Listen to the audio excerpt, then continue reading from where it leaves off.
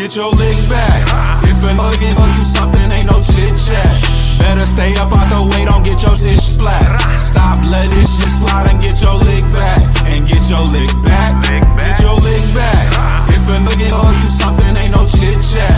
Better stay up out the way, don't get your shit splat. Stop, let this shit slide and get your lick back. And get your lick back. I feel like I'm JX. J-Way. I'm a perfectionist. Adderall got me restless. I'm gone. Run with a wild crew, they get reckless. Young boy, come up off that neck. Into the trends. See a lead, be the band. Welcome to Bleachers Speakers. I'm your host, June. And before I get into this old school featured player of the week, I want to remind everyone to please subscribe to Bleachers Speakers on YouTube. We are on our way to 300 subscribers. We've come a long way. I remember when we had 1 subscriber.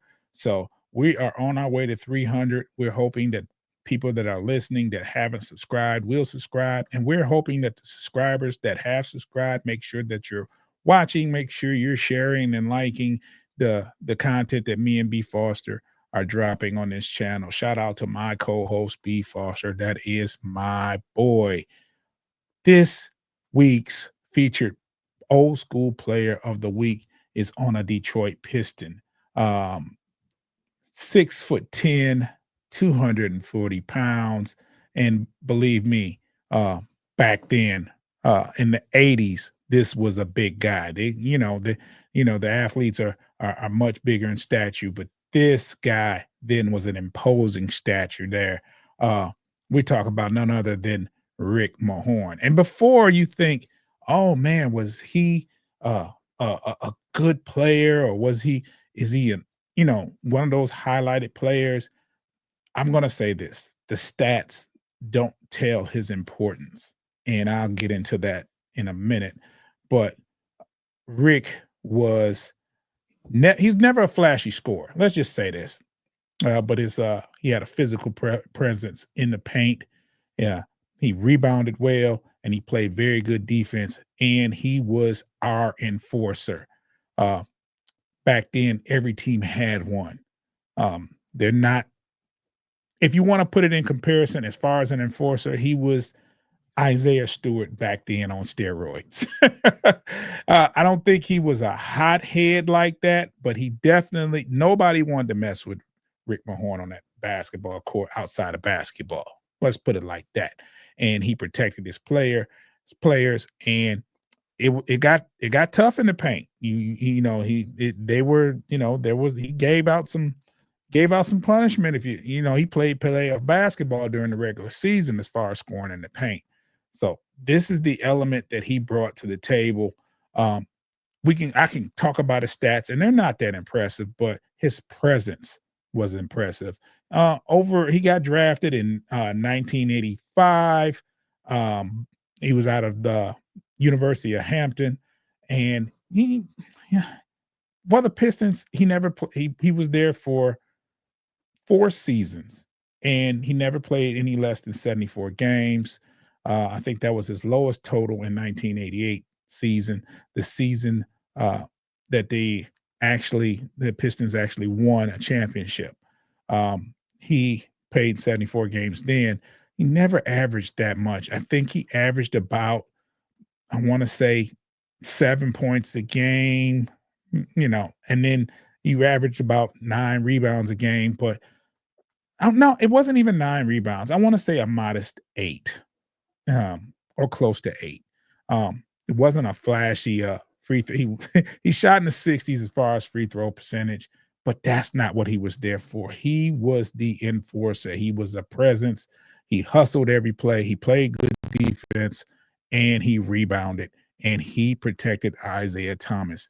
One of the biggest things I can say about Rick Mahorn was the heartbreak after winning the championship. I remember in 1989 when they won the championship, they had the parade and the celebration, and he looked like he was the happiest of them all.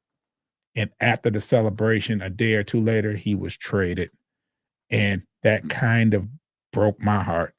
So that should tell you what kind of person he was on the floor. not to average a lot of points, not to get crazy amount of rebounds, and not the greatest free throw shooter, but it was his presence, his leadership. He didn't back down. We needed him during those series versus Boston. He played great defense versus Kevin McHale. McHale had so many moves down low, and there's no answer for him. But he knew how to play McHale. Now, I'm not saying he stopped McHale, but he made McHale work for everything. McHale was not comfortable as he was before playing against other people. He knew he had his work cut out for him whenever Rick Mahorn played him. And the reason why I bring up McHale in Boston, because Boston was the team to beat in the East back then. And that was our biggest triumph, was playing them in the Eastern Conference Championships for a couple of years, because Boston ruled the East in the 80s. They did. We stopped their reign in 88, 89. And it was what it was. Rick Mahorn is one of my favorite players from the Bad Boy era, even though his stats didn't back it up, but he was still an integral part of that team. And like I said, to know him is to love him on that court. I want to remind everyone to subscribe to Bleachers to Speakers on YouTube, and for your audio fix, you can catch us on any podcast you can listen to. All you have to do is type in Bleachers to Speakers FFSN in your search on those platforms. Make sure you're following us. Make sure that notification bell is on, so when we drop content, you'll get a notification, and download the episode so we can keep track of who you are, who, not individually, but where you are listening, so we can target those areas who's not checking us out. It helps us out, helps us get the media content out, and we appreciate you. Me and Foster have been working very hard on this channel, very hard on this podcast, so we appreciate everyone that shows us some love. So be safe. God bless. Subscribe to Bleachers to Speakers on YouTube. Get your lick back. If a nigga gon' do something, ain't no chit chat. Better stay up out the way, don't get your shit splat. Stop, let this shit slide and get your lick back. And get your lick back. Get your